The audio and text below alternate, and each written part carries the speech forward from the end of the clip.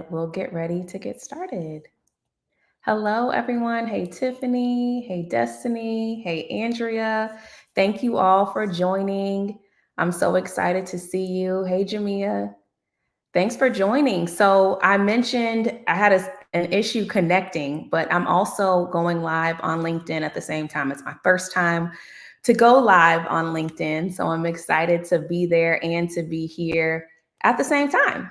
So, I want to first introduce myself for those of you who do not know me. I'm Carlisha Bradley. I am the founder and CEO of Amplify for Women. I'm an award winning executive leader and professional brand strategist for women, supporting Black women executives and founders on their journey as they're in the C suite to grow their teams, to grow their revenue, and to also build careers as public speakers. So, to date, Amplify for Women is so proud to have worked with an incredible portfolio of women. And to date, we have been able to contribute to closing the racial wealth gap. We've seen increases in income and organization revenue received and in public speaking money coming in to a cumulative amount of $850,000. $850,000. I'm incredibly proud. I know that we're going to hit a million by this upcoming year. And I can't wait for the women who will be a part of that journey with us and supporting them to get there. So today I'm diving into a topic that I have posted about maybe about a month ago on LinkedIn. And I just shared it in my vulnerability and truth about my leadership journey. And you would be amazed by the amount of inbox messages I got, the conversations I continue to have around this topic of how leadership, it can be lonely. But especially my experience in leadership, I think that my lens is as a Black woman. And no, I don't speak on behalf of all Black women, but I do speak from the space of my own experiences. And even in sharing those experiences, the clients that I have coached, the women who have reached out to me after having these conversations, there have been several threads of similarities. So, as I share today, I'm sharing from the space of my lived experience and hoping to support others on their journey as well. But before I can hop into what we're talking about today, the keys to influencing through layers of management, I want to give those of you a recap who missed us yesterday. Yesterday was a really great topic. I got rave reviews in my DMs about it, but we talked about how to really succeed in the C suite as a Black woman, how to realize that what got us to that seat in the C suite is not going to be the thing that gets us to the next level, to drive the transformational results, to lead the team, to influence through layers of change. There's so much more required of us. And a part of that conversation and abandoning this mindset of how you were the individual contributor. You were the rock star. You showed up early, you stayed late. You were always the person who was dependable. They could count on you to get the job done. You were the star student, the good girl that was knocking it out of the park. And you were so used to doing and doing and doing that you expect that at this level in this seat that you're in, it's your works that are going to get you there. But the fact is, you are in a position now as a founder or as an executive leader where it's not just about what you're doing, it's about how you're communicating, it's about how you're influencing for change, it's about how you're building critical relationships to get you to the next level. So, a lot of the women that I have talked to, and even I personally have experienced, is that, you get into this role. I know for me personally, I got into the role. I was leading an organization that was in a turning point. A lot of times, many of us, when we step into these bigger roles, or whether you're even founding the organization, you're having to bring in a piece of clarity. So some of you might be right now experiencing a lack of clarity in this organization that you're leading or even that you've developed. You may have a team that you walked into some team dynamics, or you're hiring for the first time, and there's a lack of cohesion. There's a lack of trust. There's a breakdown in communication. There's this space where it's like, now you're the boss. You're not one of us. You're the boss, and you're noticing like the dynamics. This is different. This is different. But the most frequent pain point that I have heard from women that I coach and in my own personal lived experiences, I've made it to this level. I'm at the C suite, I'm the founder, I'm leading this organization. And I still don't feel like I can fully show up as myself at work.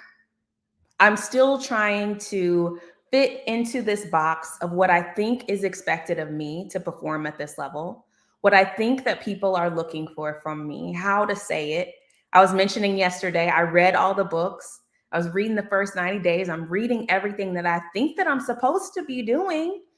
But quite frankly, a lot of the books, a lot of the resources, they weren't created for me, with me in mind. I found myself losing my voice. And so today, as I'm talking about these pain points, I also want to unpack the reality of what many of us have been wanting in leadership.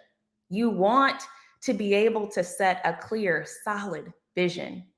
You want strong team dynamics. You want trust. You want for there to be cohesion. You want for it to be a collaborative, creative environment. You want authenticity. You want to show up as yourself and not as your representative at work every day. It is a heavy weight to put on a mask to go to work, to take off the mask and come back home. And if you're like me, I'm a mom. I'm a mom of three kids, two 1-year-old twins, and a 4-year-old son. And the weight of switching, code switching, being who you think people need you to be in certain places, ooh, it's heavy. It's heavy. And it is driving more Black women executives to leave behind those seats that we so desperately need to be in. Because what we know is that of the 1 in 5 C suite leaders, that's a woman, only 1 in 20 is a woman of color. It is so important for women of color to be occupying these seats because this is what contributes to the inclusive environment, the future of work, the innovation that is required, the diversity, the perspective. And a lot of times when we get in these seats, it's that perspective, it's that unique voice, it's our identity that we're pulling away from and shying away from to hide versus showing up fully because of who we think everyone is expecting us to be.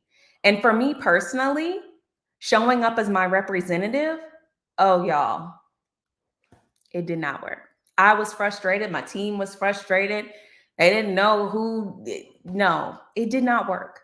I'm going to pause for 1 second because I see a lot of people joining, and I'm so happy you're here. This conversation, I hope that you can just tap the share button, invite someone else to join us.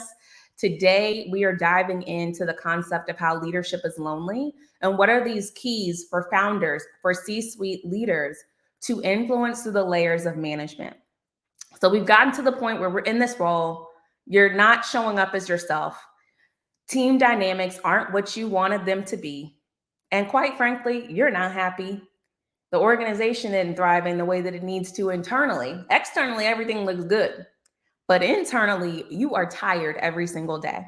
So, what does it mean to switch, to get to this space of authenticity, clear vision setting, strong team dynamics? I'm going to tell you a few of the things that you have not done. If you're in that seat, if that's you that I'm talking to, there's a few things that you have not done that is leading to you experiencing this pain point. Number one, as an executive leader, as a founder, one of the most critical components that my own executive coach pushed me to do, I hadn't thought about. I thought about the values of the organization, but it's important that you establish your own North Star and your values as a leader. What are the values that drive your leadership? When you show up at work every day, this is a core component of your professional brand. It isn't about what sounds good to everyone else. This supports people in understanding the framework in which you make decisions. What grounds you? What are you pushing towards? Yes, the organization needs its North Star. Your business needs its North Star. The North Star for the team that you're leading. Yep, about the professional side of it. You need a North Star. But also for your leadership, what is yours? What are the results that you're wanting to drive in this organization? What are the ways that you want for people to interact with you, remember you, for you to be known for?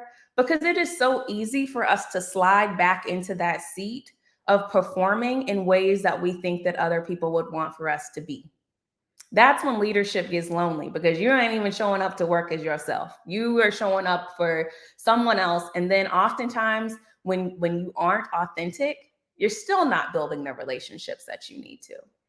But when you have a clear North Star and you have established those boundaries, that is going to be a compass that guides you.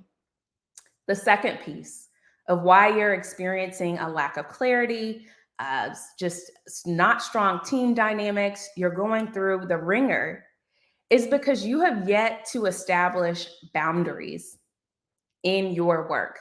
Again, I told y'all yesterday, what got you here won't get you there. Yes, you were the doer. Yes, you were the one who could get everything done on your own. But at this level of leadership, if you don't know how to delegate, if you do not know how to determine what I need to do, what is important for me to do, what do I want to do? What is something that I enjoy doing this, but what are the things that I must do? And as an executive leader, as a founder, as a C-suite leader, you must carve out time to set the vision. A lot of times the women that I'm coaching and even spaces that I've been in, it's important to have someone who can hold up a mirror to you to tell you when you're down in the weeds and you need to be up on the balcony. What I found was oftentimes when I caught myself in the weeds, that was my stress response to wanting to have something that I could be a part of or manipulate or take control of in that moment. That's a stress response because, quite frankly, my team didn't need me in the weeds. They were fully capable of getting it done. They needed me to be clear on the strategy and the vision and where the organization could go. And if I did not carve out that time and set boundaries to be able to do it, I wouldn't be good for anybody, not myself or my team. So that's the second thing you have not done yet. So, number one, you haven't established your North Star and your boundaries. Number two, you have not built boundaries around your work to be able to show up in this space for vision setting, carving out your time.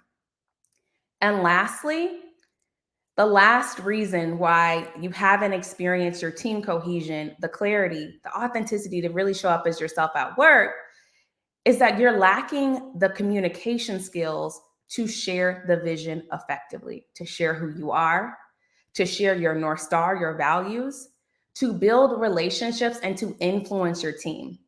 In this position and in this seat, it's not enough for you to do and to knock it out the park by all that you are doing on your own. You have to be able to communicate back to your team, to share the wins, to share who you are and the story behind the glory. Because a lot of people think that once you have made it into these roles, and once you're the top person in the organization, you're making the money, uh, some of your team members might feel like they got the easy job. But the fact is, there is nothing more stressful and heavy than being at the top of an organization, than being responsible for not only leading the results outside of the organization, but also internally. And so it's important that you are able to communicate effectively, to build those bridges and to influence for change. And so a lot of times when we get to this space and we're like, this is so lonely. I feel like I'm on my own island. No one understands me. They don't get what I'm dealing with. I had to switch my mindset and say, no one is going to sit here and read my mind. They don't know what I value. They don't know what I need help with. They don't know the challenges that we're facing. They don't know me because I'm showing up every day as somebody else. I can't expect for there to be authentic relationships when I am fitting into the vision of what I thought someone else expected of me. So I just encourage you, as you listen to this today, I'm really excited about what we're talking about tomorrow because I'm going deeper into that concept of building those boundaries for tomorrow. Because the topic for tomorrow is the game changer for me was saying no at work and how that changed everything. It changed everything, giving me the space, the time, and the clarity to show up in the ways that I needed to drive my team to transformational results. And so, as you go on this journey, I just really encourage you all, if you are listening to this and you are stuck in that space and you are wondering, like many women that I have supported, how did I get here? This is not what I thought it would look like. Understand that number one, you're not alone. I encourage you to get in community, find relationship. And one thing that Amplify for Women does have, we have a free community for women supporting primarily women of color on their leadership journey. You can DM me the word community and I can get you over a link to get into the community for Amplify for Women. We provide resources there. We provide job opportunities. We have coaching calls. There's so many ways that we support and build a network for women on their journey. It's important to be around people that you can bounce ideas off of and be in a safe space. But secondly, I encourage you to not only, get in community, but also reflect deeply on your leadership. Who do you want to be remembered as? Think about your North Star. Think about your values. Assess how you're showing up in the spaces that you're leading, the perception of others, what you think that they're thinking of you. Check that by, is this the story that I'm telling myself? Or is this the reality? But also to be able to have the courage, join me tomorrow in having the courage to say no. So join me tomorrow as we talk about having the courage to say no and what that means for you as a founder and as an executive leader. So again, thank you all so much for joining today. And for those of you that are watching me on LinkedIn, thank you for joining my first LinkedIn Live. I will be back tomorrow as we talk about boundaries and no for founders and executive leaders. Again, if you want to join the Amplify for Women community, DM me the word community and we will get a link over for you to join. But I can't wait to talk to you all soon. Have a great rest of your day.